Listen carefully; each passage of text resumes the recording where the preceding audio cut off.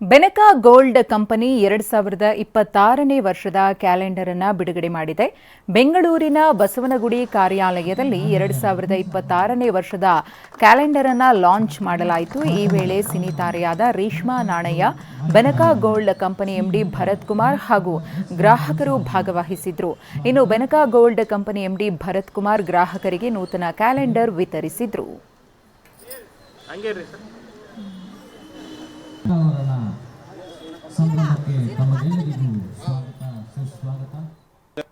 ಎಲ್ರಿಗೂ ಮಕರ ಸಂಕ್ರಾಂತಿಯ ಹಾರ್ದಿಕ ಶುಭಾಶಯಗಳು. ಈ ಸಂಕ್ರಾಂತಿ ಅಂದರೆ ಸಮೃದ್ಧಿಯ ಸಂಕೇತ.